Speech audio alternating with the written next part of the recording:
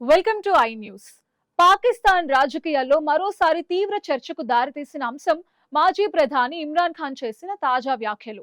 తన ప్రభుత్వ పతనం వెనుక అమెరికా కుట్ర ఉందన్న ఆరోపణలను ఆయన మరోసారి ప్రస్తావించారు. ప్రత్యేకంగా సీక్రెట్ సైఫర్ కేబుల్ విషయాన్ని ఆధారంగా చూపిస్తూ కీలక వ్యాఖ్యలు చేయడం ఇప్పుడు రాజకీయ వర్గాల్లో కలకలం రేపుతోంది. పూర్తి వివరాలు మా ప్రతినిధి అందిస్తారు.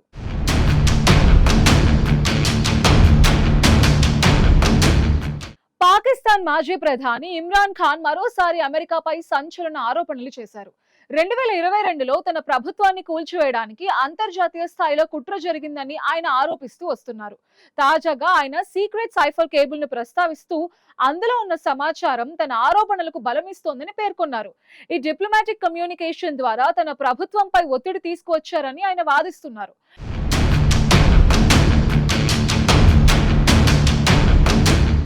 అయితే పాకిస్తాన్ ప్రభుత్వం ఈ ఆరోపణలను పూర్తిగా ఖండిస్తోంది. రాజకీయ లాభాల కోసం డాక్యుమెంట్స్ ని తప్పుగా వాడుతున్నారని అధికార వర్గాలు చెప్తున్నాయి. ఇదే కేసులో ఇమ్రాన్ ఖాన్ పై అధికారిక రహస్యాల చట్టం కింద కేసులు నమోదు కావటం, ఇప్పటికే ఆయన జైలు శిక్షను ఎదుర్కొంటూ ఉండటం పాకిస్తాన్ రాజకీయాల్లో ఉద్రిక్తతను మరింతగా పెంచుతోంది. ప్రస్తుతం ఈ సైఫర్ కేబుల్ వివాదం మరోసారి దేశ రాజకీయాలను కుదిపేస్తోంది.